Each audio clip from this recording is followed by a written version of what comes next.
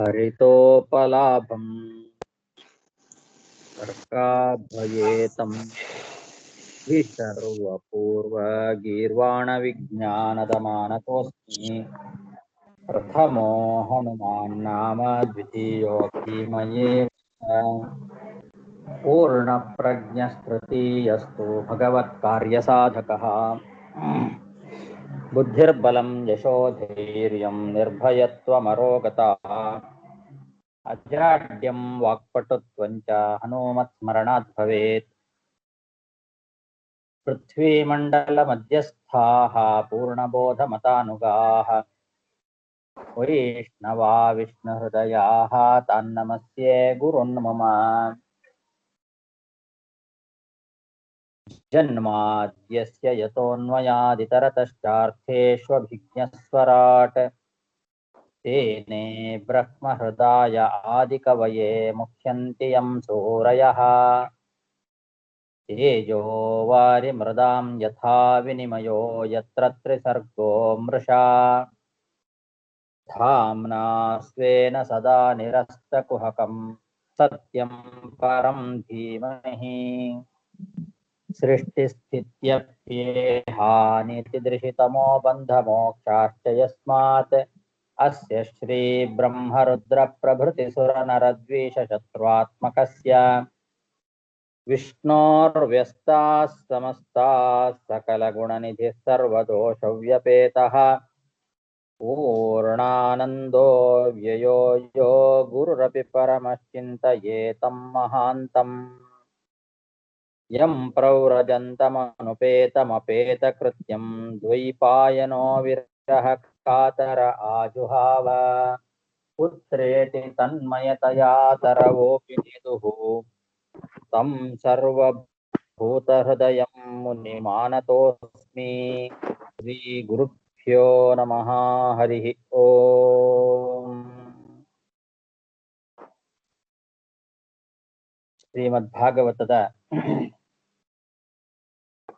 ಪ್ರಥಮ ಸ್ಕಂದದ 5ನೇ ಅಧ್ಯಾಯದಲ್ಲಿ 13ನೇ ಶ್ಲೋಕ.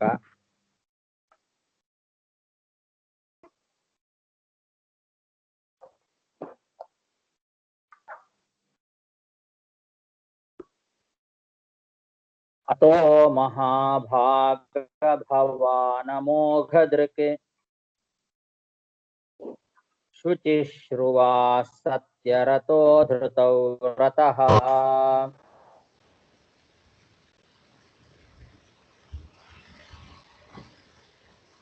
ಶುಚಿಶ್ರವಾ ಸತ್ಯರತೋ ಧೃತೌ ರತಃ ಉರುಕ್ರಮಸ್ಯಾಖಿಲ ಬಂಧ ಮುಕ್ತಯೇ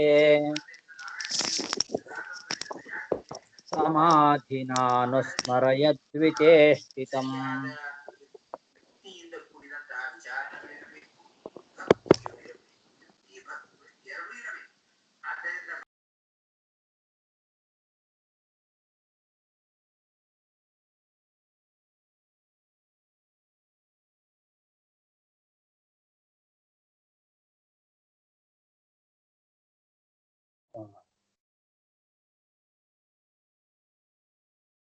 ಕೇಳಿಸ್ತಾ ಇದೆಯಲ್ಲ?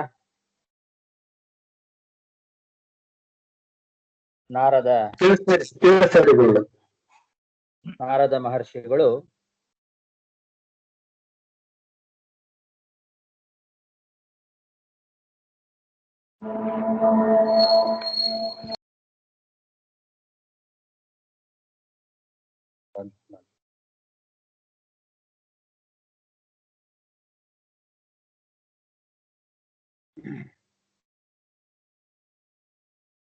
ಹದಿಮೂರನೇ ಶ್ಲೋಕ.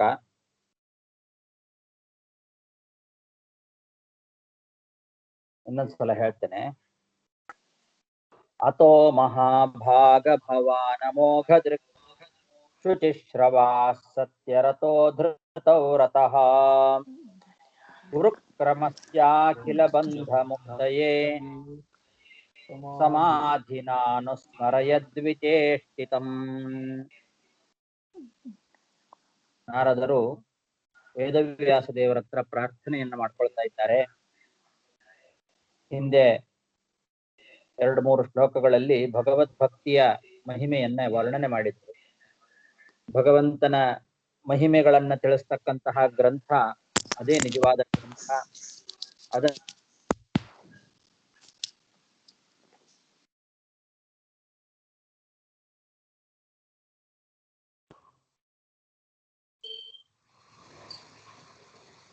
ಒಳ್ಳೆ ವಾಯ್ಸ್ ಕಟ್ ಆಯ್ತು.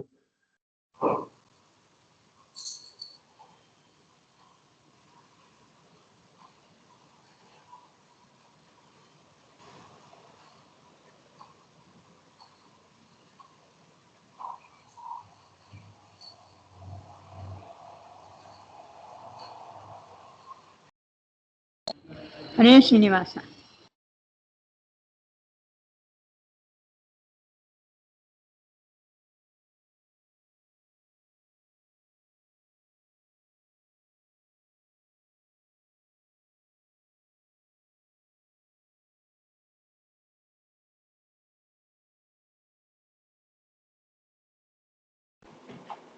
ವಾಯ್ಸ್ ಕೇಳಿಸಿಲ್ಲ ಆಚಾರ್ಯ, ಕಟ್ಟಾಯ್ತು. ಕೇಳಿಸ್ತಿಲ್ಲ.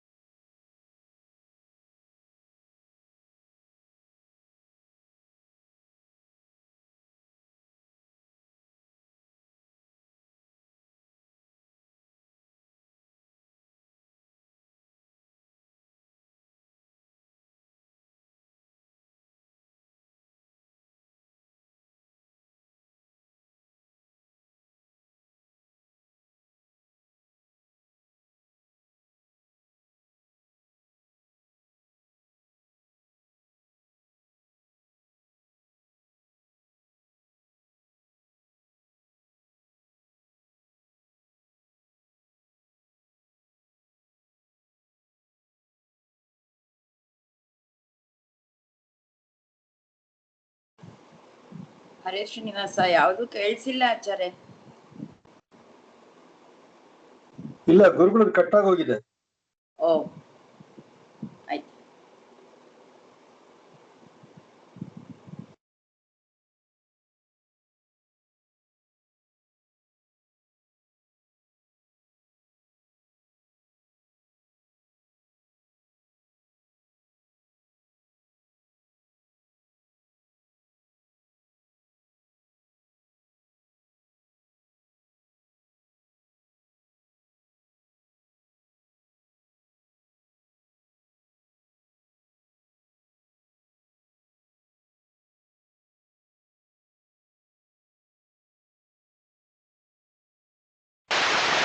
ಆಗೋಯ್ತಾ ಕ್ಲಾಸು?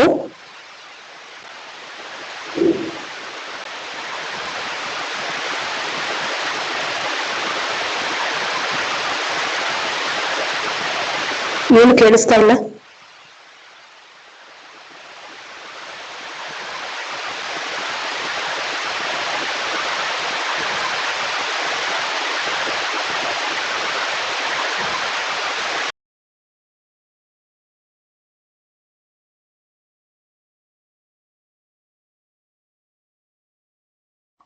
ಆಚಾರ್ಯ ಇಲ್ಲ.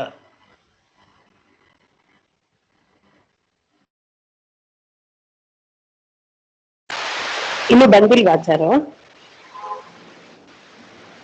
ಬಂದ್ರು, ಏನೋ ಕಟ್ಟಾಯ್ತು. ನೀವು ಮ್ಯೂಟ್ ಮಾಡ್ಕೊಂಡು ಹಾಗೆ ಬರ್ತಾರೆ. ಕಾಲ್ ಮಾಡಿ ಕೇಳಲ್ಲ. ನೋಡೋಣ, ಅವರೇ ಬರ್ಬೋದು ನೋಡೋಣ. ಸರಿ.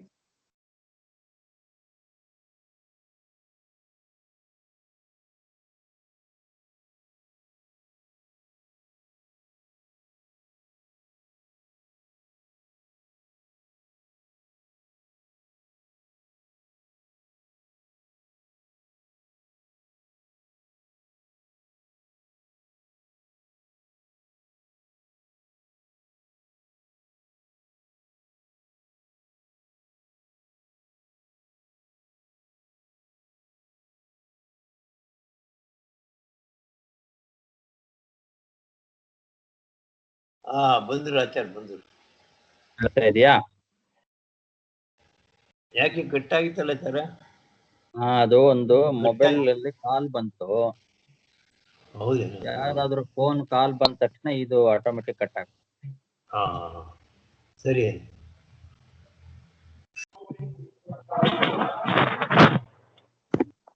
ಶ್ರೀ ಗುರುಭ್ಯೋ ನಮಃ. ಹರಿ ಓಂ.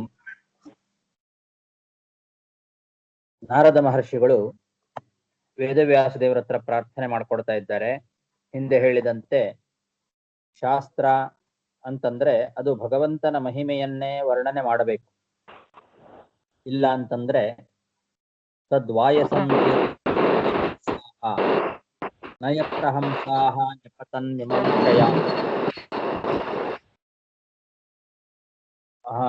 ವಿರಕ್ತರು ಸನ್ಯಾಸಿಗಳು ಗ್ರಹಣ ಮಾಡಬೇಕು ಅಂತಾದ್ರೆ ಅದು ಭಗವಂತನ ಮಹಿಮೆಯನ್ನ ವರ್ಣನೆ ಮಾಡ್ತಕ್ಕಂತಹ ಗ್ರಂಥ ಆಗಿರಬೇಕು ಅಂತ ವರ್ಣನೆ ಮಾಡಿ ಅತಃ ಮಹಾಭಾಗ ಅಂತ ಹೇಳ್ತಾ ಇದ್ದಾರೆ. ಆದ್ದರಿಂದ ಮಹಾಭಾಗ ಅಂದ್ರೆ ಅಮೋಘ ದೃಕ್, ಅಮೋಘವಾದ ತತ್ವಜ್ಞಾನವುಳ್ಳಂತವರು, ನೀವು ಪುಣ್ಯಾತ್ಮರು, ತತ್ವಜ್ಞಾನಿಗಳು, ಭಗವಂತನ ಅವತಾರಭೂತರು ಆಗಿರ್ತಕ್ಕಂಥವ್ರು. ನೀವು ಯಾವಾಗಲೂ ಸತ್ಯವನ್ನೇ ಹೇಳ್ತಕ್ಕಂಥವ್ರು, ಸತ್ಯರತಃ. ಆಮೇಲೆ ಧೃತವ್ರತಃ. ಧೃತವ್ರತ ಅಂದ್ರೆ ಮೋಕ್ಷ ಸಾಧನವನ್ನ ಉಪದೇಶ ಮಾಡತಕ್ಕಂಥವರಲ್ಲಿ ವ್ರತವನ್ನ ತೊಟ್ಟವರು ಅಂತ ಅರ್ಥ. ಮೋಕ್ಷವನ್ನ ಸಾಧನೆ ಮಾಡಬೇಕು ಅಂತ ಯಾರ್ಯಾರು ಹೊರಟಿದ್ದಾರೋ ಅವರಿಗೆಲ್ಲ ಜ್ಞಾನವನ್ನ ಉಪದೇಶ ಮಾಡತಕ್ಕಂತಹ ಒಂದು ವ್ರತ. ಅಂತಹ ವ್ರತವನ್ನ ನೀವು ಧಾರಣೆ ಮಾಡಿದ್ದೀರಿ. ಅಂದ್ರೆ ಮೋಕ್ಷಗಳಿಗೆಲ್ಲ ನಾನು ಮೋಕ್ಷ ಮಾರ್ಗವನ್ನ ತೋರಿಸ್ತೇನೆ ಜ್ಞಾನವನ್ನ ಕೊಟ್ಟು ಅಂತ ಅಂತಹ ವ್ರತವನ್ನ ತೊಟ್ಟವರು. ಆದ್ದರಿಂದ ತಾವು ಸಮಾಧಿ ಭಾಷೆಯಲ್ಲಿ ಸ್ಪಷ್ಟವಾಗಿ ಹೇಳುವ ಭಾಗವತವನ್ನ ರಚನೆ ಮಾಡಿ ಅಂತ. ಭಗವಂತನ ಲೀಲೆಗಳನ್ನ ಸಮಾಧಿ ಭಾಷೆಯಲ್ಲಿ ಹೇಳಬೇಕು. ಸಜ್ಜನರ ಈ ಒಂದು ಸಂಸಾರದಿಂದ ಮುಕ್ತಿಯಾಗಿ ಅವರಿಗೆ ಮೋಕ್ಷ ದೊರಕಬೇಕು. ಅಂತಹ ಒಂದು ಉತ್ತಮವಾದ ಗ್ರಂಥ, ಭಗವಂತನ ಮಹಿಮೆಯನ್ನ ಸಮಾಧಿ ಭಾಷೆಯಲ್ಲಿ ಹೇಳ್ತಕ್ಕಂತಹ ಒಂದು ಗ್ರಂಥ. ಅಂತಹ ಗ್ರಂಥವನ್ನ ನೀವು ರಚನೆ ಮಾಡಬೇಕು ಅಂತ ಪ್ರಾರ್ಥನೆಯನ್ನ ಮಾಡ್ತಾ ಇದ್ದಾರೆ ನಾರದರು. ಸಮಾಧಿನ ಅನುಸ್ಮರ ಯದ್ ವಿಚೇಷ್ಟಿತಂ ಅಂತ ಇದೆ ಇಲ್ಲಿ. ಸಮಾಧಿನ ಅಂದ್ರೆ ಸಮಾಧಿ ಭಾಷೆಯ ಅಂತ ಮಧ್ವಾಚಾರ್ಯರು ಅರ್ಥ ಬರೀತಾರೆ. ಇದು ಪ್ರಧಾನವಾದದ್ದು. ನಾರದರ ಪ್ರಾರ್ಥನೆ ಸಮಾಧಿ ಭಾಷೆಯಿಂದ ನೀವು ಭಾಗವತವನ್ನ ರಚನೆ ಮಾಡಿ ಅಂತ. ಹಾಗಾಗಿ ಮಹಾಭಾರತಕ್ಕೂ ಭಾಗವತಕ್ಕೂ ಇರ್ತಕ್ಕಂತಹ ವ್ಯತ್ಯಾಸ. ಮಹಾಭಾರತ ಎಲ್ಲವನ್ನೂ ಹೇಳಿದೆ, ಅಲ್ಲಿ ಹೇಳದೇ ಇರೋ ವಿಷಯವೇ ಇಲ್ಲ. ಆದರೆ ಕೇವಲ ಸಮಾಧಿ ಭಾಷೆಯಲ್ಲಿ ನಮಗೆ ಒಂದು ಗ್ರಂಥ ಬೇಕು ಅನ್ನೋದು ಪ್ರತ್ಯೇಕ ಭಾಗವತ ಗ್ರಂಥ ರಚನೆಯ ಪ್ರಾರ್ಥನೆಯ ಉದ್ದೇಶ. ಇಲ್ಲಿ ಶುಚಿಶ್ರವಾಹ ಅಂತ ಒಂದು ಪದ ಇದೆ. ಅಥೋ ಮಹಾಭಾಗ ಭವಾನ್ ಅಮೋಘದೃಕ್ ಶುಚಿಶ್ರವಾಹ ಅಂತ. ಅಮೋಘದೃಕ್ ಅಂತಂದ್ರೆ ಅಮೋಘವಾದ ಜ್ಞಾನವುಳ್ಳವರು ನೀವು ಅಂತ ಅರ್ಥ. ಸರ್ವಜ್ಞರು, ಅಮೋಘವಾದ ತತ್ವಜ್ಞಾನವುಳ್ಳವರು. ಶುಚಿಶ್ರವಾಹ ಅಂತಂದ್ರೆ ಯಾರಿದು? ಶುಚಿಶ್ರವಾಹ ಅನ್ನೋದು ಎಲ್ಲಿಗೆ ವಿಶೇಷಣ, ಯಾರು ಅಂತ ಗೊತ್ತಾಗೋದಿಲ್ಲ. ಅದಕ್ಕೆ ಮಧ್ವಾಚಾರ್ಯರು ಶುಚಿಶ್ರವಾಹ ವಿಷ್ಣು ಅಂತ ಬರೀತಾರೆ. ಶುಚಿಶ್ರವಾಹ ಅಂದ್ರೆ ನೀವು ವಿಷ್ಣು, ಅಂದ್ರೆ ಸಾಕ್ಷಾತ್ ಭಗವಂತನ ಅವತಾರ ನೀವು ಅಂತ ಅನ್ನೋದು ಶುಚಿಶ್ರವಾಹ ಅನ್ನೋ ಶಬ್ದದಿಂದ ತೋರಿಸಿಕೊಡ್ತಾ ಇದ್ದಾರೆ.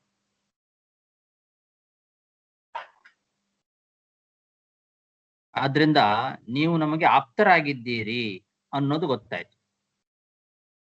ಶುಚಿಶ್ರವ ಅನ್ನೋದು ವಿಷ್ಣು ಸಹಸ್ರನಾಮದಲ್ಲಿ ಬಂದಿರತಕ್ಕಂತಹ ಒಂದು ಶಬ್ದ. ರುದ್ರೋ ಬಹುಶಿರ ಬಭ್ರುಹು ವಿಶ್ವಯೋನಿ ಶುಚಿಶ್ರವಾಹ ಅಂತ ವಿಷ್ಣು ಸಹಸ್ರನಾಮದಲ್ಲಿ ಭಗವಂತನನ್ನ ಶುಚಿಶ್ರವ ಅಂತ ಕರೆದಿದ್ದಾರೆ. ಹಾಗಾಗಿ ವಿಷ್ಣು ಸಹಸ್ರನಾಮದಲ್ಲಿ ಬಂದ ಆ ಒಂದು ಶಬ್ದವನ್ನ ಇಲ್ಲಿ ಪ್ರಯೋಗ ಮಾಡುವ ಮೂಲಕ ಶುಚಿಶ್ರವ ಅಂತಂದ್ರೆ ಭಗವಂತನ ಹೆಸರು. ಅಂದ್ರೆ ಸಾಕ್ಷಾತ್ ತಾವು ಭಗವಂತನ ಅವತಾರವಾದ್ದರಿಂದ ನಿಮ್ಮಲ್ಲಿ ಪ್ರಾಮಾಣ್ಯ ನಮಗೆ ಇದೆ. ನೀವು ಮಾಡಿದ ಗ್ರಂಥದಲ್ಲಿ ನಮಗೆ ಪ್ರಾಮಾಣ್ಯ ಬರ್ತದೆ. ಯಾಕೆಂದ್ರೆ ಆಪ್ತವಾಕ್ಯಂ ಪ್ರಮಾಣ. ಒಬ್ಬ ವ್ಯಕ್ತಿಯಲ್ಲಿ ಪ್ರಾಮಾಣ್ಯ ಬರಬೇಕಾಗಿದ್ರೆ ಅವನು ಆಪ್ತನಾಗಿರ್ಬೇಕು. ಆಪ್ತ ಅಂತಂದ್ರೆ ಕರ್ಣಪಾಠವ ಮೊದಲಾದವುಗಳೆಲ್ಲ ಇರ್ಬೇಕು. ಯಾರೋ ಏನೋ ಹೇಳಿದ್ರು ಅಂದ್ಕೊಳ್ಳೇನೆ ಅದನ್ನು ಒಪ್ಕೊಳ್ಳಿಕ್ ಸಾಧ್ಯ ಇಲ್ಲ, ಅದನ್ನ ಒಪ್ಕೊಳ್ಳಬಾರದು. ಅದನ್ನ ಹೇಳಿರ್ತಕ್ಕಂತ ವ್ಯಕ್ತಿಗಳಲ್ಲಿ ಪ್ರಾಮಾಣ್ಯ ಇರಬೇಕು, ಆಪ್ತತ್ವ ಇರಬೇಕು. ಅಂತಹ ಆಪ್ತ ವಾಕ್ಯ ಮಾತ್ರ ಪ್ರಮಾಣವಾಗ್ತದೆ. ಹಾಗಾಗಿ ಕರ್ಣಪಾಠವಾದಿಗಳು ಉಳ್ಳವಂತಹ ಪ್ರಾಮಾಣ್ಯ ನಿಮ್ಮಲ್ಲಿ ಇದೆ ಅಂತ ಅನ್ನೋದನ್ನ ಸೂಚನೆ ಮಾಡ್ಲಿಕ್ಕೋಸ್ಕರನೇ ಇಲ್ಲಿ ಶುಚಿಶ್ರವಾಹ ಅಮೋಘ ದೃಕ್ ಇಂತೆಲ್ಲ ವಿಶೇಷಣಗಳನ್ನು ಕೊಟ್ಟಿರೋದ್ರಿಂದ ಗೊತ್ತಾಗ್ತದೆ ತಾವು ಸಾಕ್ಷಾತ್ ಭಗವಂತನ ಅವತಾರವಾದ್ರಿಂದ ನಿಮ್ಮ ಮಾತಿನ ಮೇಲೆ ಎಲ್ಲರಿಗೂ ವಿಶ್ವಾಸ ಬರ್ತದೆ. ನೀವು ಹೇಳಿದ್ರೆ ಕೇಳ್ತಾರೆ ಎಲ್ಲರೂ.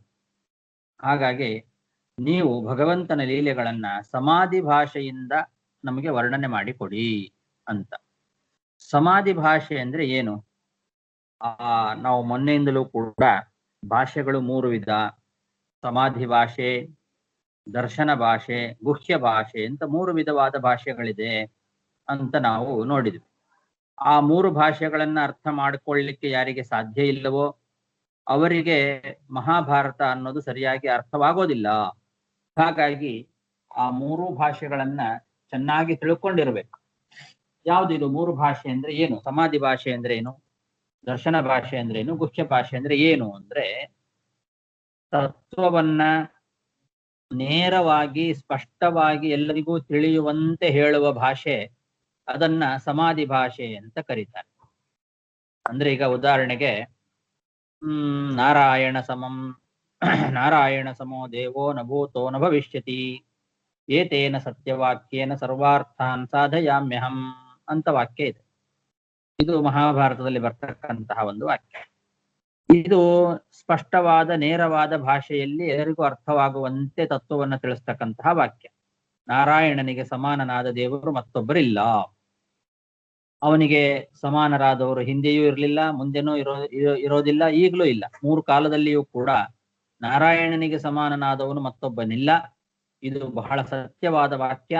ಈ ಸತ್ಯವಾದ ವಾಕ್ಯದಿಂದ ನಾನು ಎಲ್ಲವನ್ನೂ ಸಾಧನೆ ಮಾಡ್ತೇನೆ ಅಂತ ಇಷ್ಟು ಸ್ಪಷ್ಟವಾಗಿ ಭಗವಂತನ ಮಹಿಮೆಯನ್ನ ತಿಳಿಸ್ತಕ್ಕಂತಹ ವಾಕ್ಯ ಏನಿದೆ, ಇಂತಹ ವಾಕ್ಯಗಳನ್ನ ಸಮಾಧಿ ಭಾಷೆ ಅಂತ ಕರೀತಾರೆ. ಸಮಾಧಿ ಭಾಷೆಯಲ್ಲಿ ಹೇಳೋದು, ಇದ್ದದ್ದನ್ನ ಇದ್ದ ಹಾಗೆ ನೇರವಾಗಿ ಸ್ಪಷ್ಟವಾಗಿ ತಿಳಿಯುವಂತೆ ಹೇಳೋದಕ್ಕೆ ಸಮಾಧಿ ಭಾಷೆ ಅಂತ ಕರೀತಾರೆ.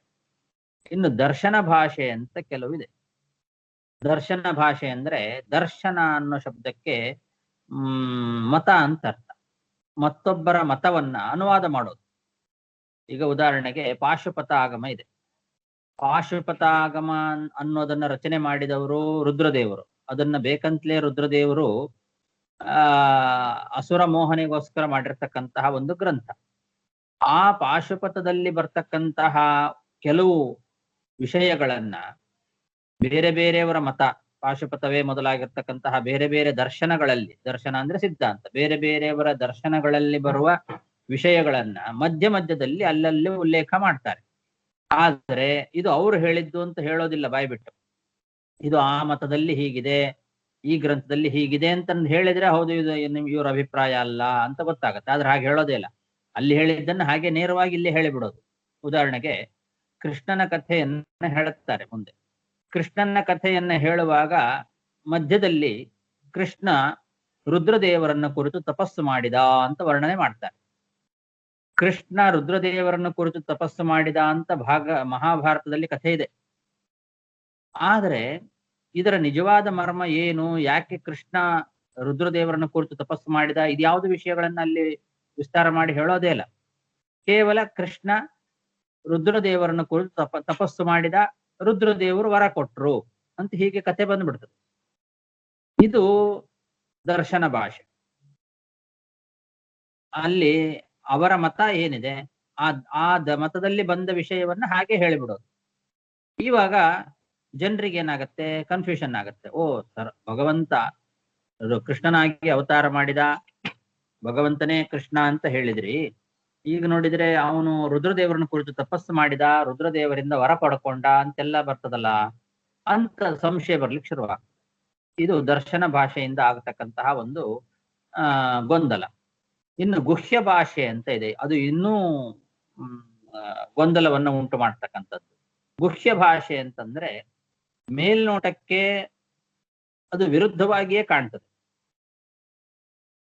ಅದು ಅದಕ್ಕೆ ಏನು ಅರ್ಥವೇ ಇಲ್ಲ, ಬಹಳ ವಿರುದ್ಧವಾದ ಅರ್ಥ ಕಾಣಿಸ್ತದೆ. ಆದರೆ ವಿಚಾರ ಮಾಡಿದಾಗ ಅದು ಸರಿಯಾಗೇ ಇರ್ತದೆ. ಇದು ವಿಚಾರ ಮಾಡದೇ ಇದ್ದಾಗ ಮೇಲ್ನೋಟಕ್ಕೆ ವಿರುದ್ಧವಾದ ಅಭಿಪ್ರಾಯವನ್ನು ತೋರಿಸ್ತಕ್ಕಂತಹ ಒಂದು ರೀತಿಯಲ್ಲಿ ಹೇಳ್ತಾರೆ, ಗುಹ್ಯವಾದ ಭಾಷೆ. ಈಗ ಉದಾಹರಣೆಗೆ, ಉಚ್ಚಿಷ್ಟಂ ಶಿವ ನಿರ್ಮಾಲ್ಯಂ ವಾಂತಂ ಚ ಮೃತ ಕರ್ಪಟಂ ಕಾಕವಿಷ್ಠಾ ಸಮುದ್ಭೂತಂ ಪಂಚಭೂತಾನಿ ಭಾರತ ಅಂತ ಒಂದು ಮಾತಿದೆ. ಇದನ್ನ ನೋಡಿದಾಗ ಸಾಧಾರಣವಾಗಿ ಎಲ್ಲರಿಗೂ ಕೂಡ ಇದು ವಿರುದ್ಧವಾದದ್ದು, ಇದಕ್ಕೇನು ಅರ್ಥ ಇಲ್ಲ ಅಂತ ಅನಿಸ್ತದೆ. ಯಾಕೆಂದ್ರೆ ಉಚ್ಚಿಷ್ಟಂ ಶಿವ ನಿರ್ಮಾಲ್ಯಂ ಅಂತ ಇದೆ. ಶಿವ ನಿರ್ಮಾಲ್ಯ, ಉಚ್ಚಿಷ್ಟಂ ಅಂದ್ರೆ ಎಂಜಲು, ಉಚ್ಚಿಷ್ಟ ಅಂದ್ರೆ ಎಂಜಲು. ಆಮೇಲೆ ಶಿವ ನಿರ್ಮಾಲ್ಯ, ಶಿವನಿಗೆ ಏರಿಸಿರ್ತಕ್ಕಂತಹ ನಿರ್ಮಾಲ್ಯ. ಆಮೇಲೆ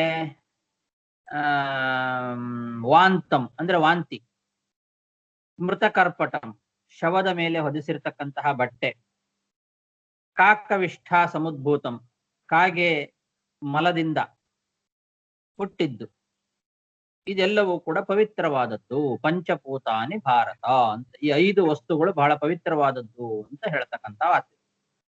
ಉಚ್ಚಿಷ್ಟ ಅಂದ್ರೆ ಎಂಜಲು, ಎಂಜಲು ಹೇಗೆ ಪವಿತ್ರವಾಗ್ತದೆ? ಆಮೇಲೆ ಶಿವ ನಿರ್ಮಾಲ್ಯ, ಶಿವನ ನಿರ್ಮಾಲ್ಯ ಅದು ಹೇಗೆ ಪವಿತ್ರವಾಗ್ತದೆ? ವಾಂತಂ ಅಂದ್ರೆ ವಾಂತಿ, ಅದು ಹೇಗೆ ಪವಿತ್ರ?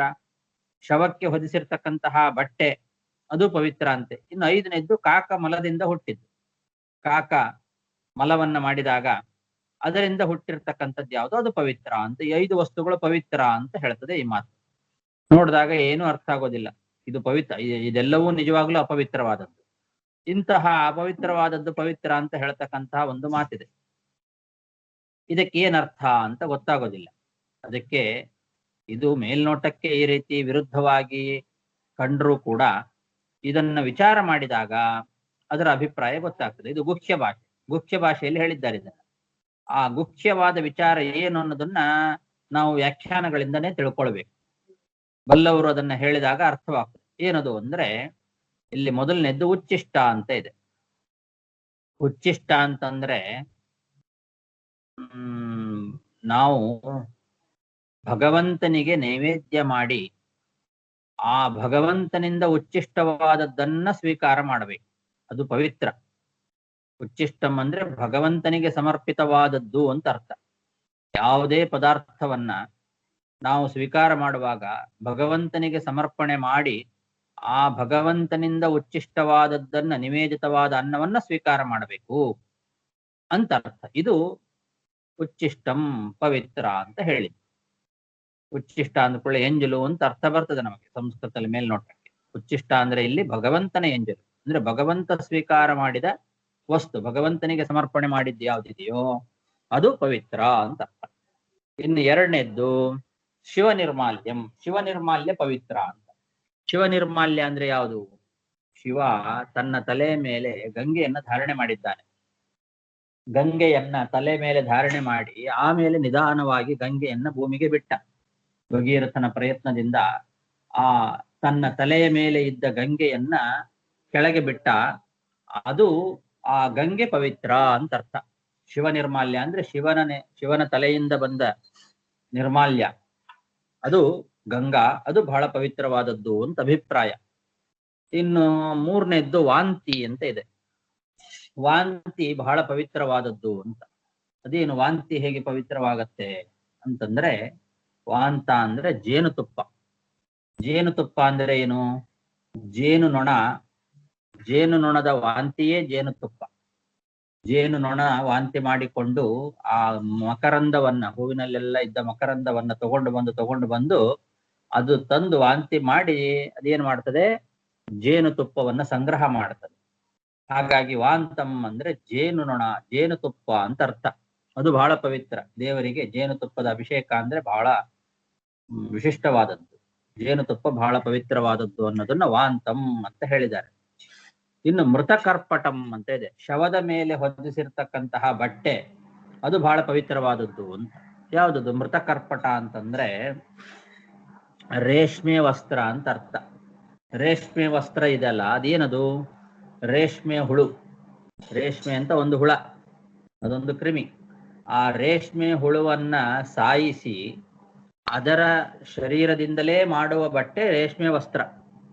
ಅದು ಬಹಳ ಪವಿತ್ರ ಅಂತ ಅರ್ಥ. ರೇಷ್ಮೆ ಬಟ್ಟೆ ಬಹಳ ಪವಿತ್ರವಾದದ್ದು ಅಂದ್ರೆ ರೇಷ್ಮೆ ಹುಳುವಿನ ಶವದಿಂದಲೇ ಮಾಡಿರ್ತಕ್ಕಂತಹ ಬಟ್ಟೆ ಅದು. ಆದ್ರಿಂದ ಮೃತಕರ್ಪಟಂ ಅಂತ ಹೇಳೋದು. ರೇಷ್ಮೆ ವಸ್ತ್ರ ಬಹಳ ಶ್ರೇಷ್ಠ ಅಂತ.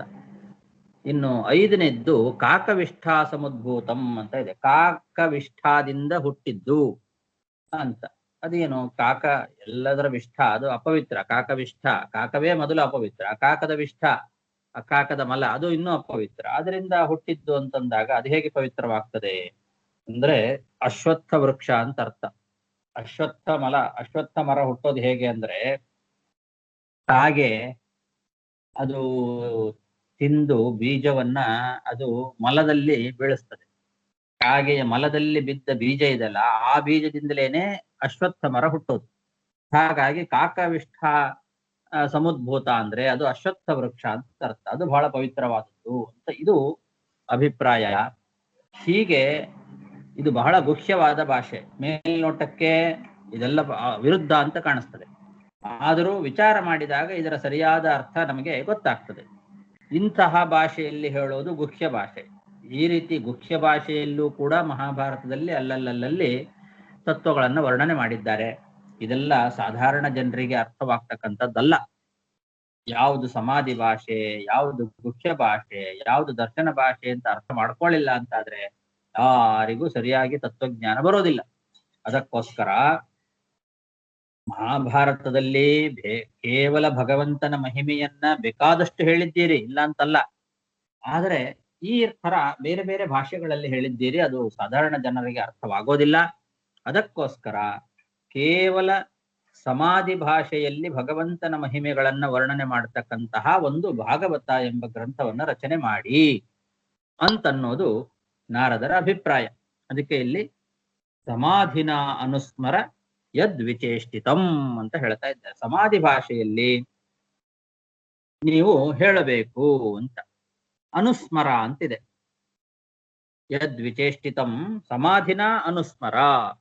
ಅನುಸ್ಮರ ಅಂತಂದ್ರೆ ಸಮಾಧಿ ಭಾಷೆಯಿಂದ ಏಕಾಗ್ರ ಮನಸ್ಸಿನಿಂದ ಚೆನ್ನಾಗಿ ಆಲೋಚನೆ ಮಾಡು, ಎಲ್ಲ ಪ್ರಮೇಯಗಳನ್ನ ಸ್ಮರಣೆಗೆ ತಂದುಕೋ, ಭಾಗವತವನ್ನ ರಚನೆ ಮಾಡು ಅಂತ ಮೇಲ್ನೋಟಕ್ಕೆ ಹೇಳಿದಂತೆ ಕಾಣಿಸ್ತದೆ. ಅನುಸ್ಮರ ಅನ್ನೋ ಶಬ್ದಕ್ಕೆ ಕೆಲವರು ಹಾಗೆ ಅರ್ಥ ಮಾಡ್ಕೊಂಡ್ಬಿಟ್ಟಿದ್ದಾರೆ. ಸಮಾಧಿನ ಅನುಸ್ಮರ, ನಾರದರು ಬಂದು ವೇದವ್ಯಾಸದೇವರಿಗೆ ಉಪದೇಶ ಮಾಡ್ತಾ ಇದ್ದಾರೆ ಅನ್ನೋ ರೀತಿ. ಹಿಂದೆಲ್ಲ ನೋಡಿದ್ವಲ್ಲ ನಾವು, ವೇದವ್ಯಾಸ ದೇವರನ್ನ ಒಬ್ಬ ಸಾಧಾರಣ ಋಷಿ ಅಂತ ಚಿಂತನೆ ಮಾಡ್ತಾರೆ ಅವರೆಲ್ಲ. ನಾರದರು ಮಹರ್ಷಿಗಳವರು, ಅವ್ರು ಬಂದು ವೇದವ್ಯಾಸ ದೇವರಿಗೆ ಉಪದೇಶ ಮಾಡಿದ್ರಂತೆ. ಏನು ಅಂದ್ರೆ ಸಮಾಧಿನ ಅನುಸ್ಮರ. ಸಮಾಧಿ ಅನ್ನೋ ಶಬ್ದಕ್ಕೆ ಸಮಾಧಿಯಲ್ಲಿ ಕೂತು ಅಂದ್ರೆ ಸಮಾಧಿ ಅವಸ್ಥೆಯಲ್ಲಿ ಚಿಂತನೆ ಮಾಡ್ತಾ ತಪಸ್ಸು ಮಾಡಿ ಸಮಾಧಿ ಅವಸ್ಥೆಗೆ ಹೋಗಿ ನೀನು ಅನುಸ್ಮರ. ಅನುಸ್ಮರ ಅಂದ್ರೆ ಪ್ರಮೇಯಗಳನ್ನೆಲ್ಲ ಚೆನ್ನಾಗಿ ಆಲೋಚನೆ ಮಾಡಿ ತಿಳ್ಕೊ, ಆಮೇಲೆ ಭಾಗವತ ರಚನೆ ಮಾಡು ಅಂತ ನಾರದರು ವೇದವ್ಯಾಸದೇವರಿಗೆ ಹೇಳ್ತಾ ಇದ್ದಾರೆ ಅಂತ ಹೀಗೆಲ್ಲ ವ್ಯಾಖ್ಯಾನ ಮಾಡ್ತಾರೆ ಬೇರೆ ವ್ಯಾಖ್ಯಾನಕಾರರು. ಅವರಿಗೆ ವೇದವ್ಯಾಸ ದೇವರ ಮಹತ್ವನೇ ಗೊತ್ತಿಲ್ಲ. ವೇದವ್ಯಾಸ ದೇವರು ಸಾಕ್ಷಾತ್ ಭಗವಂತ. ಅಂತಹ ಭಗವಂತನಿಗೆ ಅಪಚಾರವನ್ನ ಮಾಡ್ತಕ್ಕಂಥ ರೀತಿಯಲ್ಲಿ ಅವರು ಮಾಡಿದ ಭಾಗವತಕ್ಕೇನೆ ವ್ಯಾಖ್ಯಾನ ಮಾಡಿದ್ದಾರೆ. ಭಾಗವತವನ್ನ ರಚನೆ ಮಾಡಿದವರು ವೇದವ್ಯಾಸ ದೇವರು. ಅಂತಹ ವೇದವ್ಯಾಸ ದೇವರ ಆ ಸರ್ವೋತ್ತಮತ್ವಕ್ಕೆ ಭಂಗ ಬರುವಂತೆ ಅವರ ಗ್ರಂಥಕ್ಕೇನೆ ವ್ಯಾಖ್ಯಾನ ಮಾಡ್ತಕ್ಕಂಥದ್ದು ಇದು ಬಹಳ ಅಪಚಾರ. ಹಾಗಾಗಿ ಅವರೆಲ್ಲ ಏನ್ ಅರ್ಥ ಮಾಡ್ತಾರೆ, ವೇದವ್ಯಾಸ ದೇವರಿಗೆ ಸರಿಯಾದಿ ಜ್ಞಾನ ಇರಲಿಲ್ಲ, ಏನ್ ಮಾಡಬೇಕು ಅಂತಾನೆ ಗೊತ್ತಾಗ್ಲಿಲ್ಲ ಅವರಿಗೆ. ಆ ಸಮಯದಲ್ಲಿ ನಾರದ ಮಹರ್ಷಿಗಳು ಬಂದು ಸಮಾಧಿನ ಅನುಸ್ಮರ, ಸಮಾಧಿಯಿಂದ ಅಂದ್ರೆ ಏಕಾಗ್ರ ಮನಸ್ಸಿನಿಂದ, ಸಮಾಧಿ ಅವಸ್ಥೆಯಲ್ಲಿ ತಪಸ್ಸು ಮಾಡೋದು ಅಂತೇವಲ್ಲ, ಅಂದ್ರೆ ಏಕಾಗ್ರ ಮನಸ್ಸಿನಿಂದ ಎಲ್ಲವನ್ನು ಮರೆತು ತಪಸ್ಸು ಮಾಡೋದಕ್ಕೆ ಸಮಾಧಿ ಅಂತ ಕರೀತಾರೆ. ಆ ಥರ ಅಂತ ತಿಳ್ಕೊಂಡ್ಬಿಟ್ಟಿದ್ದಾರೆ ಇಲ್ಲಿ. ಸಮಾಧಿ ಅಂದ್ರೆ ಏಕಾಗ್ರ ಮನಸ್ಸಿನಿಂದ ಆಲೋಚನೆ ಮಾಡು, ಅಂದ್ರೆ ಎಲ್ಲಾ ಪ್ರಮೇಯಗಳನ್ನ ಸ್ಮರಣೆಗೆ ತಂದುಕೋ, ಆಮೇಲೆ ಭಾಗವತವನ್ನ ರಚನೆ ಮಾಡು ಅಂತ ನಾರದರು ವೇದವ್ಯಾಸ ದೇವರಿಗೆ ಉಪದೇಶ ಮಾಡದಂತೆಯೇ ಕಾಣಿಸ್ತದೆ ಮೇಲ್ನೋಟಕ್ಕೆ. ಹಾಗೆ ವ್ಯಾಖ್ಯಾನ ಮಾಡಿಬಿಟ್ಟಿದ್ದಾರೆ. ಆದರೆ ನಿತ್ಯ ಸರ್ವಜ್ಞನಾಗಿರ್ತಕ್ಕಂತಹ ಭಗವಂತನಿಗೆ ಏಕಾಗ್ರ ಮನಸ್ಸಿನಿಂದ ಆಲೋಚನೆ ಮಾಡಿ ಆಮೇಲೆ ವಿಷಯಗಳನ್ನು ತಿಳ್ಕೊಳ್ಬೇಕು ಅನ್ನೋ ಪ್ರಮೇಯವೇ ಇಲ್ಲ. ಅಂತಹ ಒಂದು ಪರಿಸ್ಥಿತಿ ಇಲ್ಲ. ಆದ್ರಿಂದ ಇಲ್ಲಿ ವಸ್ತುತಃ ಸಮಾಧಿ ಅಂತಂದ್ರೆ ಸಮಾಧಿ ಭಾಷೆ ಅಂತ ಅರ್ಥ, ಸಮಾಧಿ ಯೋಗ ಅಂತ ಅರ್ಥ ಅಲ್ಲ, ಏಕಾಗ್ರ ಮನಸ್ಸು ಅಂತ ಅರ್ಥವಲ್ಲ. ಮಧ್ವಾಚಾರ್ಯರು ಅದಕ್ಕೋಸ್ಕರ ಸಮಾಧಿನ ಅನ್ನೋದಕ್ಕೆ ಸಮಾಧಿ ಭಾಷೆಯ ಅಂತ ಅರ್ಥವನ್ನು ಬರೆದಿದ್ದಾರೆ. ಅಂದ್ರೆ ನೀವು ಅರ್ಥವಾಗದೇ ಇರತಕ್ಕಂತಹ ಗುಹ್ಯ ಭಾಷೆಯಲ್ಲಾಗಲಿ ಅಥವಾ ಬೇರೆ ಯಾರೋ ಮತದವರು ಹೇಳಿದಂತೆ ಅದನ್ನೇ ತಮ್ಮದಾಗಿ ಹೇಳುವಂತೆ, ಈಗ ದರ್ಶನ ಭಾಷೆ ಅಂದ್ರೆ ಅದೇನಾಗತ್ತೆ, ಬೇರೆಯವರು ಹೇಳಿದ್ದನ್ನ ಹೇಳೋದೆ, ಆದ್ರೆ ಅವ್ರು ಹೇಳಿದ್ದಾರೆ ಅಂತ ಹೇಳೋದೇ ಇಲ್ಲ. ಆವಾಗ ನಮಗೆ ಭ್ರಾಂತಿ ಬರುತ್ತೆ, ಓ ಇದು ತಮ್ಮ ಅಭಿಪ್ರಾಯನೇ ಇರಬೇಕು ಅಂತ ಭ್ರಾಂತಿ ಬರುತ್ತೆ. ಆ ರೀತಿ ಹೇಳ್ತಕ್ಕಂತಹ ದರ್ಶನ ಭಾಷೆಯಿಂದ ಆಗ್ಲಿ ಆ ತರ ಹೇಳಬೇಡಿ. ನೇರವಾಗಿ ಸ್ಪಷ್ಟವಾಗಿ ವಿವಕ್ಷಿತವಾದ ಪ್ರಮೇಯವನ್ನ ತಿಳಿಸ್ತಕ್ಕಂತಹ ಭಾಷೆ ಅದು ಸಮಾಧಿ ಭಾಷೆ. ಅಂತಹ ಸಮಾಧಿ ಭಾಷೆಯಿಂದ ಭಗವಂತನ ಅನುಸ್ಮರ ಅಂತ. ಅನುಸ್ಮರ ಅಂದ್ರೆ ಇಲ್ಲಿ ಸ್ಮರಣೆ ಮಾಡುವಂತ ಅರ್ಥ ಅಲ್ಲ, ಭಗವಂತನ ಮಹಿಮೆಗಳನ್ನ ತಿಳಿಸ್ತಕ್ಕಂತಹ ಪುರಾಣ ರೂಪವಾದ ಸ್ಮೃತಿ ಗ್ರಂಥವನ್ನ ರಚನೆ ಮಾಡ್ರಿ ಅಂತ ಅರ್ಥ. ಯಾಕೆಂದ್ರೆ ಸ್ಮರ ಅನ್ನೋ ಶಬ್ದಕ್ಕೆ ಸ್ಮೃತಿ ಗ್ರಂಥವನ್ನ ರಚನೆ ಮಾಡಿ ಅಂತ ಅಭಿಪ್ರಾಯ ಬರ್ತದೆ. ಅದನ್ನು ಕೂಡ ಮಧ್ವಾಚಾರ್ಯರು ತಿಳಿಸ್ತಾ ಇದ್ದಾರೆ. ಸ್ಮರಣಂ ಗ್ರಂಥಕೃತಿ, ಸ್ಮರಣಂ ಅನ್ನೋ ಶಬ್ದಕ್ಕೆ ಗ್ರಂಥಕೃತಿ ಅಂತ ಅರ್ಥ ಬರೀತಾರೆ ಮಧ್ವಾಚಾರ್ಯರು. ಅಲ್ಲ, ಹೇಗೆ ಇದು ಅರ್ಥ ಬರುತ್ತದೆ ಅಂದ್ರೆ ಸ್ಮರಂತಿ ಚ ಇತ್ಯಾದೇಹೇ ಅಂತ ಅದಕ್ಕೆ ಉದಾಹರಣೆಯನ್ನು ಕೂಡ ಕೊಟ್ಟು ಪ್ರಮಾಣವನ್ನು ಕೂಡ ಕೊಟ್ಟು, ಸ್ಮರಂತಿ ಚ ಅಂತಂದ್ರೆ ಏನರ್ಥ, ಸ್ಮೃತಿಗಳು ಹೇಳ್ತಾವೆ ಅಂತ ಅರ್ಥ. ಸ್ಮರಂತಿ ಚ ಅಂದ್ರೆ ಸ್ಮೃತಿಗಳು ಹೇಳೋದಕ್ಕೆ ಸ್ಮರಂತಿ ಅಂತ ಕರೀತಾರೆ. ಆದ್ರಿಂದ ಸ್ಮೃತಿ ಗ್ರಂಥವನ್ನ ರಚನೆ ಮಾಡಿ ಅಂತ ಅರ್ಥ. ಅಂದ್ರೆ ಯಾರು ಪುರುಷರು ಒಬ್ಬ ಗ್ರಂಥವನ್ನ ರಚನೆ ಮಾಡ್ತಾರೋ ಅದನ್ನ ಸ್ಮೃತಿ ಗ್ರಂಥ ಅಂತ ಕರೀತಾರೆ. ಗ್ರಂಥಂ ಕುರುವಂತಿ, ಯಾರು ಗ್ರಂಥವನ್ನ ರಚನೆ ಮಾಡ್ತಾರೋ ಅದನ್ನ ಸ್ಮೃತಿ ಅಂತ ಕರೀತಾರೆ. ಯಾವುದು ಕೇಳಿ ಕೇಳಿ ಬಂದಿದೆಯೋ ಅದನ್ನ ಶ್ರುತಿ ಅಂತ ಕರೀತಾರೆ. ಅದು ಕೇಳಿದ್ದು, ಅದು ಯಾರು ಮಾಡಿದ್ದಲ್ಲ, ಶ್ರುತಿ. ಹೀಗೆ ಬಂದದ್ದು ಅಪೌರುಷೇಯವಾದ ವೇದ, ಅದು ಯಾರು ಮಾಡಿದವರಲ್ಲ, ಹಾಗಾಗಿ ಅದನ್ನ ಶ್ರುತಿ ಅಂತಾರೆ. ಒಬ್ಬ ಪುರುಷ ರಚನೆ ಮಾಡಿದ್ದನ್ನ ಸ್ಮೃತಿ ಅಂತ ಕರೀತಾರೆ. ಹಾಗಾಗಿ ನೀವು ಸ್ಮೃತಿ ಮಾಡಿ ಅಂದ್ರೆ ನೀವು ಸ್ವತಃ ಒಂದು ಗ್ರಂಥವನ್ನ ರಚನೆ ಮಾಡಿ, ಸಮಾಧಿ ಭಾಷೆಯಲ್ಲಿ ಅನುಸ್ಮರ ಸ್ಮೃತಿ ಗ್ರಂಥವನ್ನ ರಚನೆ ಮಾಡ್ರಿ ಅಂತ ಕೇಳ್ಕೊಳ್ತಾ ಇದ್ದಾರೆ. ಇಂತಹ ಉತ್ತಮವಾದ ಒಂದು ವ್ಯಾಖ್ಯಾನ ಭಾಗವತಕ್ಕೆ ಬೇರೆ ಯಾರು ಮಾಡಲಿಕ್ಕೆ ಸಾಧ್ಯ ಇಲ್ಲ. ಮಧ್ವಾಚಾರ್ಯರು ನಿಜವಾದ ಅಭಿಪ್ರಾಯ ಏನು ವೇದವ್ಯಾಸದೇವರದ್ದು ಅನ್ನೋದನ್ನ ಸ್ಪಷ್ಟವಾಗಿ ಎಲ್ಲೆಲ್ಲಿ ಸಂಶಯ ನಮಗೆ ಬರ್ತದೋ ಅಲ್ಲೆಲ್ಲ ಕಡೆಯಲ್ಲಿ ಒಂದೊಂದೇ ಪದಗಳನ್ನ ನಮಗೆ ತೋರಿಸಿ ಅದರ ಅಭಿಪ್ರಾಯವನ್ನ ತೋರಿಸಿ ವ್ಯಾಖ್ಯಾನ ಮಾಡಿದ್ದಾರೆ. ಸಮಾಧಿ ಅನ್ನೋ ಶಬ್ದಕ್ಕೆ, ಸಮಾಧಿನ ಅನ್ನೋ ಒಂದು ಶಬ್ದಕ್ಕೆ ಏನರ್ಥ, ಅನುಸ್ಮರ ಅನ್ನೋ ಶಬ್ದಕ್ಕೆ ಏನರ್ಥ, ಒಂದೊಂದು ಶಬ್ದಕ್ಕೆ ವ್ಯಾಖ್ಯಾನ ಮಾಡಿದರೂ ಕೂಡ ಇಡೀ ಆ ಒಂದು ಶ್ಲೋಕದ ಅಭಿಪ್ರಾಯ, ಆ ಒಂದು ಪ್ರಕರಣದ ಅಭಿಪ್ರಾಯ ಸರಿಯಾದ ರೀತಿಯಲ್ಲಿ ನಮಗೆ ಅರ್ಥವಾಗ್ತದೆ. ಆ ರೀತಿ ಮಧ್ವಾಚಾರ್ಯರು ಮಾಡಿ ತೋರಿಸಿದ್ದಾರೆ. ಇದನ್ನು ಬೇರೆ ಇನ್ಯಾರೂ ಈ ಅರ್ಥವನ್ನ ಹೇಳಲಿಲ್ಲ. ಸಮಾಧಿನ ಅನುಸ್ಮರ ಅಂತ ಅನ್ನೋ ಶಬ್ದಕ್ಕೆ ಭಾಗವತಕ್ಕೆ ಅನೇಕ ವ್ಯಾಖ್ಯಾನಗಳು ಬಂದಿದೆ. ಮಧ್ವಾಚಾರ್ಯರಿಗಿಂತ ಮುಂಚೆ ಬೇಕಾದಷ್ಟು ಜನ ವ್ಯಾಖ್ಯಾನ ಮಾಡಿದ್ದಾರೆ, ಯಾರೂ ಕೂಡ ಈ ಒಂದು ಅರ್ಥವನ್ನ ಹೇಳಲಿಲ್ಲ.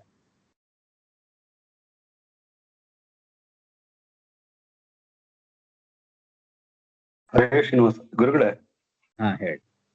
ಈಗ ಉಚ್ಚಿಷ್ಟ ಅನ್ನೋದಕ್ಕೆ ಭಗವಂತನ ನೈವೇದ್ಯ ಪ್ರಸಾದ ಅಂತ ಅಂದ್ಬಿಟ್ಟು ಅದು ಉಚ್ಚಿಷ್ಟ ಅಲ್ಲ ಹಾಗೆ ಅಂತ ಅದು ಹೇಳಿದ್ರೆ ಅದನ್ನ. ಬಟ್ ನಾನು ಪ್ರವಚನದಲ್ಲಿ ಕೇಳಿದ್ದು ಉಚ್ಚಿಷ್ಟ ಅಂತಂದ್ರೆ ಈ ಕರು ಹಾಲು ಕುಡಿದು ಬಿಟ್ಟ ನಂತರ ಹಸು ಹಾಲು ಕರೀತಾರಲ್ಲ, ಅದನ್ನ ಹೇಳ್ಬೋದು. ಅದು ಹೇಳ್ಬೋದು. ಶಬ್ದಕ್ಕೆ ಹಾಲು ಅಂತ ಅರ್ಥ ಮಾಡಬಹುದು. ಆ ಕರುವಿನ ಉಚ್ಚಿಷ್ಟ, ಕರುವಿನ ಎಂಜಲು ಅಂತ ಅರ್ಥ. ಕರು ಹಾಲು ಕುಡಿದು ಅದು ಎಂಜಲು ಮಾಡಿದ ಮೇಲೆ ಆ ಹಾಲನ್ನು ನಾವು ಕರಿತೇವೆ, ಅದು ಬಹಳ ಪವಿತ್ರ ಹಾಲು, ಗೋವಿನ ಹಾಲು ಅದು ಪವಿತ್ರವಾದದ್ದು ಅಂತ. ಆ ತರನು ಅದು ಒಂದು ಅರ್ಥ ಇದೆ, ಇದು ಅರ್ಥ ಇದೆ. ಉಚ್ಚಿಷ್ಟ ಅಂದ್ರೆ ಭಗವಂತನ ಉಚ್ಚಿಷ್ಟ ಅಂತ ಅರ್ಥ. ಅದು ಎರಡೂ ಹೇಳ್ಬೋದು. ಸರಿ ಸರಿ ಗುರುಗಳೇ, ಧನ್ಯವಾದ.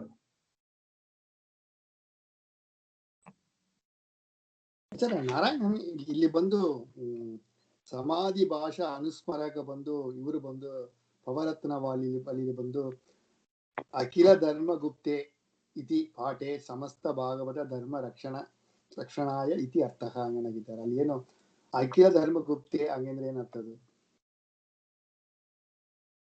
ಸಮಾಧಿ ಭಾಷೆಯ ಅನುಸ್ಮರ ಅಖಿಲ ಧರ್ಮ ಗುಪ್ತಯೇ ಇತಿ ಪಾಠೆ ಸಮಸ್ತ ಭಾಗವತ ಧರ್ಮ ರಕ್ಷಣಾಯ ಇತ್ಯರ್ಥಃ. ಗುರುಕ್ರಮಸ್ಯಾಖಿಲ ಬಂಧ ಮುಕ್ತಯೇ ಸಮಾಧಿನಾನುಸ್ಮರಯದ್ವಿಚೇಷ್ಟಿತಂ. ಗುರುಕ್ರಮಸ್ಯಾಖಿಲ ಧರ್ಮ ಗುಪ್ತಯೇ ಸಮಾಧಿನಾನುಸ್ಮರಯದ್ವಿಚೇಷ್ಟಿತಂ. ಇಲ್ಲಿ 2 ಪಾಠ ಇದೆ. ಭಾಗವತದ ಪಾಠಗಳು 2 ಇದೆ ಅಂತ ತೋರಿಸ್ತಾ ಇದ್ದಾರೆ ಅವರು. ಈಗ ನಾವು ಹೇಳಿದ್ದು ಗುರುಕ್ರಮಸ್ಯಾಖಿಲ ಬಂಧ ಮುಕ್ತಯೇ ಅನ್ನೋ ಪಾಠವನ್ನ ಇಟ್ಕೊಂಡ್ವಿ ನಾವು. ಇದುವರೆಗೂ ನಾನು ಹೇಳಿದ್ದ ಹಾಗೆ ಗುರುಕ್ರಮಸ್ಯ ಅಖಿಲ ಬಂಧ ಮುಕ್ತಯೇ, ಎಲ್ಲರಿಗೂ ಬಂಧ ಮುಕ್ತಿಗೋಸ್ಕರ, ಈ ಬಂಧ ಅಂದ್ರೆ ಸಂಸಾರ, ಇದರ ಮೋಕ್ಷಕ್ಕೋಸ್ಕರ ನೀವು ಸಮಾಧಿ ಭಾಷೆಯಿಂದ ಗ್ರಂಥವನ್ನ ರಚನೆ ಮಾಡಿ ಅಂತ. ಕೆಲವು ಕಡೆಗೆ ಅಖಿಲ ಧರ್ಮಗುಪ್ತಯೇ ಅಂತ ಪಾಠ ಇದೆ ಅಂತ ಹೇಳ್ತಾ ಇದ್ದಾರೆ. ಗುರುಕ್ರಮಸ್ಯ ಅಖಿಲ ಧರ್ಮಗುಪ್ತಯೇ ಸಮಾಧಿನಾನುಸ್ಮರಯದ್ವಿಚೇಷ್ಟಿತಂ ಅಂತ ಪಾಠ ಇದೆ. ಧರ್ಮಗುಪ್ತಯೇ ಅಂತ ಇದೆ. ನೀವು ಬಂಧ ಮುಕ್ತಯೇ ಅಂತ ಹೇಳಿದ್ರಿ, ಧರ್ಮಗುಪ್ತಯೇ ಅಂತ ಕೂಡ ಪಾಠ ಇದೆ. ಆ ಪಾಠ ಇದ್ರೆ ಏನ್ ಅರ್ಥ ಇಟ್ಕೊಳ್ಬೇಕು ಅನ್ನೋದನ್ನ ಬರಿತಾ ಇದ್ದಾರೆ. ಅಖಿಲ ಧರ್ಮಗುಪ್ತಯೇ ಇತಿ ಪಾಠೆ ಅಂದ್ರೆ ಈ ರೀತಿ ಪಾಠ ಇದ್ದರೆ ಪಾಠಾಂತರ ಅದನ್ನು ಇಟ್ಕೊಳ್ಬಹುದು. ಸಮಸ್ತ ಭಾಗವತ ಧರ್ಮದ ರಕ್ಷಣೆಗೋಸ್ಕರ ಅಂತ ಅರ್ಥ ಮಾಡ್ಕೊಳ್ಳಿ. ಅದಕ್ಕೆ ಧರ್ಮದ ಗುಪ್ತಿ ಅಂದ್ರೆ ರಕ್ಷಣೆ, ಎಲ್ಲ ಭಾಗವತ ಧರ್ಮದ ರಕ್ಷಣೆಗೋಸ್ಕರ ನೀವು ಸಮಾಧಿ ಭಾಷೆಯಿಂದ ಒಂದು ಗ್ರಂಥವನ್ನು ರಚನೆ ಮಾಡಿ ಅಂತ ಪ್ರಾರ್ಥನೆ ಮಾಡ್ತಾ ಇದ್ದಾರೆ ಅಂತ. ಹಾಗೆ 2 ಪಾಠಗಳನ್ನು ಇಟ್ಕೊಳ್ಬಹುದು ಅಂತ ತೋರಿಸ್ಕೊಡ್ತಾ ಇದ್ದಾರೆ.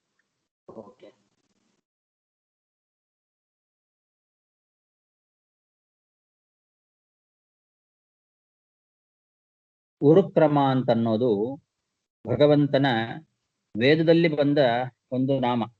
ಗುರುಕ್ರಮಸ್ಯ ಹಿ ಬಂಧೂರಿತ್ಥಾ ವಿಷ್ಣು ಪದೇ ಪಾರಮೇ ಮಧ್ವೋತ್ಸಾಹ ಅಂತ ವಿಷ್ಣು ಸೂಕ್ತದಲ್ಲಿ ವಿಷ್ಣುವನ್ನ ಗುರುಕ್ರಮ ಅಂತ ಕರೆದಿದ್ದಾರೆ. ಅದೇ ಪದವನ್ನ ಇಲ್ಲಿ ಹಾಕ್ತಾ ಇದ್ದಾರೆ. ಗುರುಕ್ರಮಸ್ಯ ಅಂದ್ರೆ ಅಪರಿಮಿತ ಪರಾಕ್ರಮನಾಗಿರ್ತಕ್ಕಂತಹ ಭಗವಂತನ ಯದ್ವಿಚೇಷ್ಟಿತಂ, ಯಾವ ಒಂದು ಲೀಲೆಗಳಿದೆಯೋ ಅಂತಹ ಲೀಲೆಗಳನ್ನ ಅಂತ ಅರ್ಥ.